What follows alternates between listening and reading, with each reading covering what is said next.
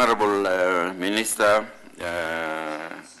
Ahmed, the State Minister of Finance and Economic Development in our host country here, and also the Chair of the African Union, the current Chair of the African Union, Ambassador Gyan Chandra Acharya, who is the Secretary General of the Second UN Conference on the Landlocked Developing Countries, and who is also substantively the Undersecretary of and High Representative for the least developed countries, landlocked developing countries, and small island developing states. He holds a record in the length of the acronym within the UN system. And also Dr. Carlos Lopez, who is the Undersecretary, UN Undersecretary General and Executive Secretary of the Economic Commission for Africa, and Mr. Salom Kse Homasith, who is the permanent representative of the Lao PDR and the overall LLDC's coordinator. And good morning, dear participants, Their Excellencies, participants. Allow me, moderator, to commence by expressing profound gratitude of the African Union Commission to the United Nations Economic Commission for Africa and the United Nations Office of the High Representative for the least developed countries, landlocked developing countries, and small island developing states for graciously co-organizing, together with the AEUC, this event, which is the critical review of the implementation of the Almaty Program of Action, specifically focused on Africa. So from lessons of experience and with the wisdom of hindsight, and given the emerged and still emerging dynamics and the terrain in the global arena, together we should try to chart the way forward. How one recalls that in September 2000, the UN member states committed themselves to addressing the special needs of the landlocked countries. In 2001, the General Assembly established the post of the UNOH, what we have been saying, the Office of the High Representative of least developed countries, landlocked countries, and small island states.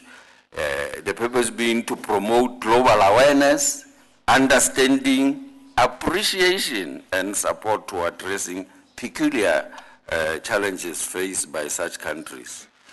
In pursuit of this commitment, a ministerial conference was organized in August 2003 in Almaty. I'm told Almaty means apple.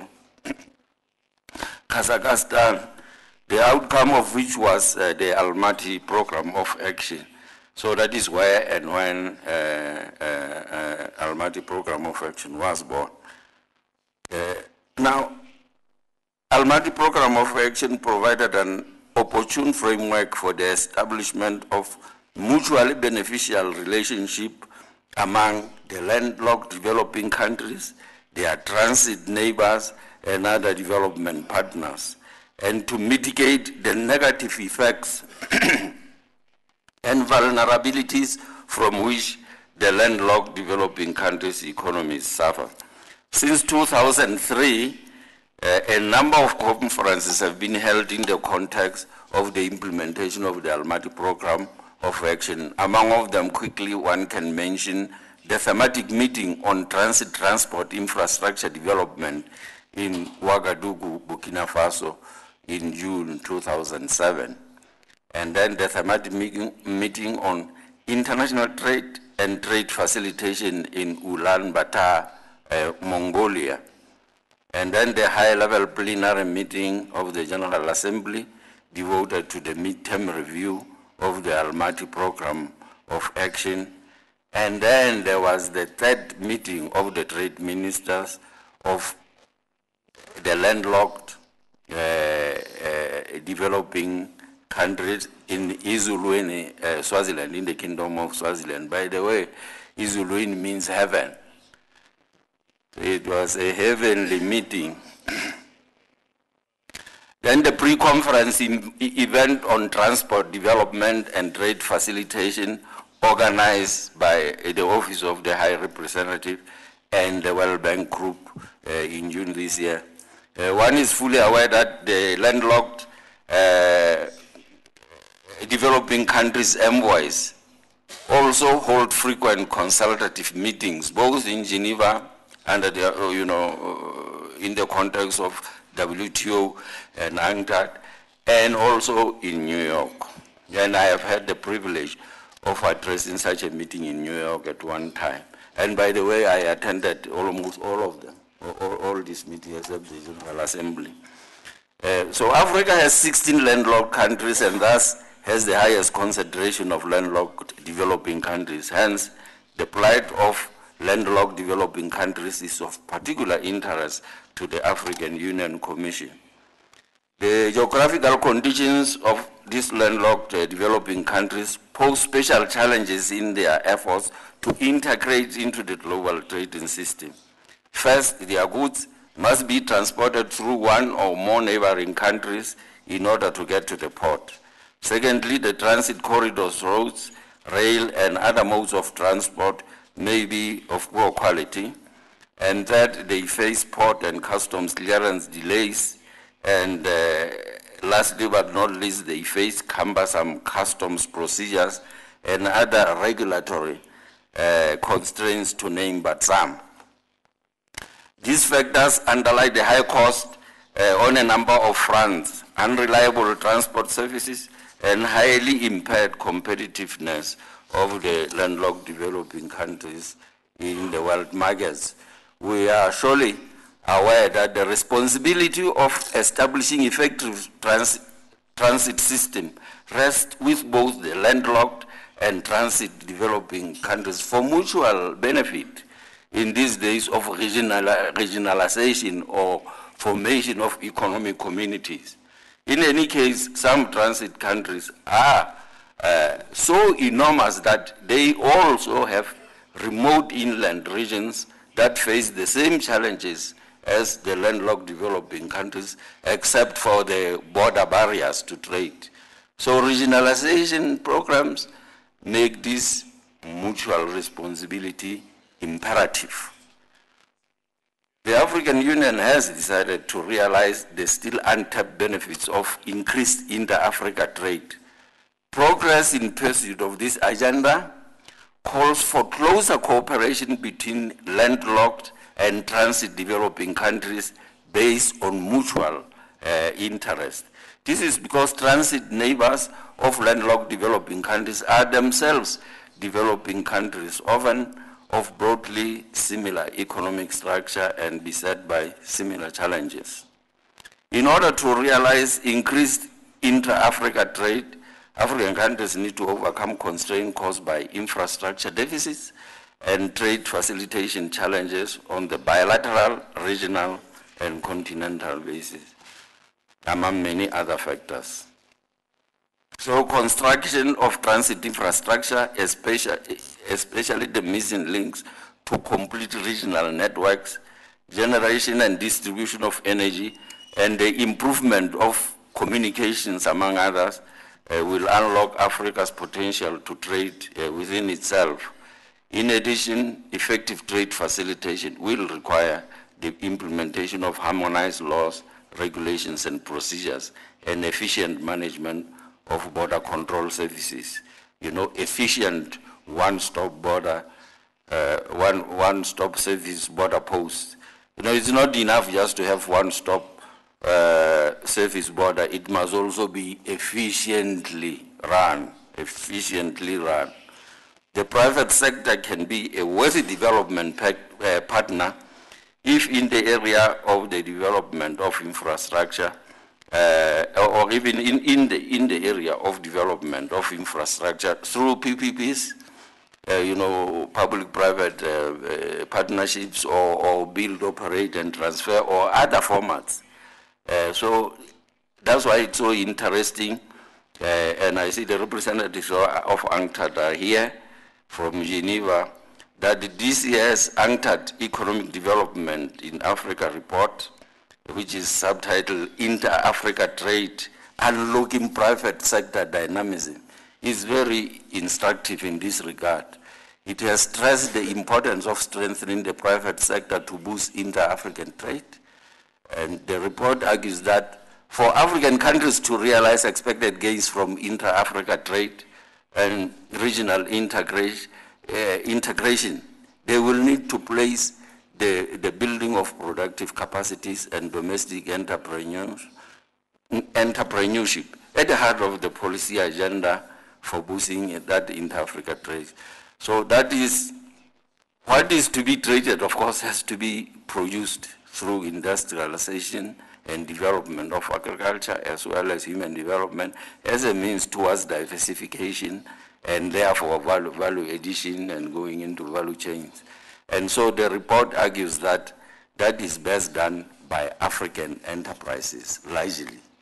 And in order to do that, that private sector has to be developed, has to be nurtured so that it can play that role as a partner in development. Worthy partner in development.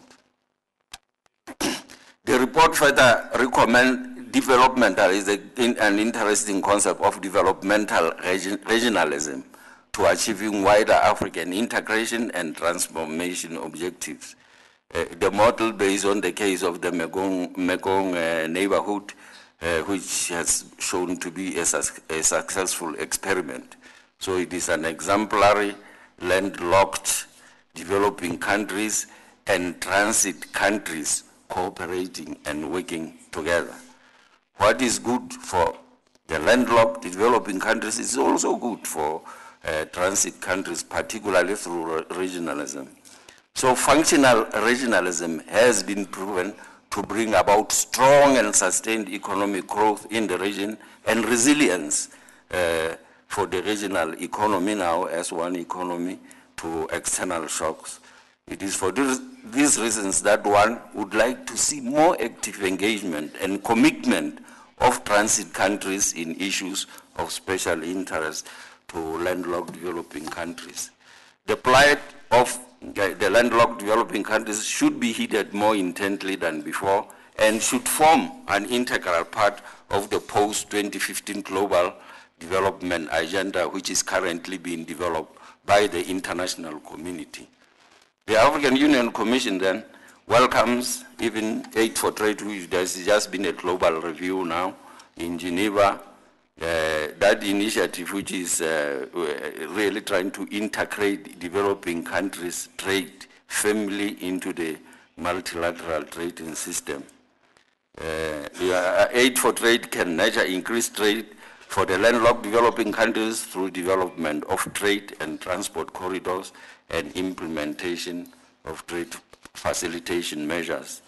So the African Union Commission wishes to acknowledge and express its support for the efforts and commitment of various stakeholders to the successful review and updating of the Almaty program of action. There is need to adapt it to the new situation, the evolving situation.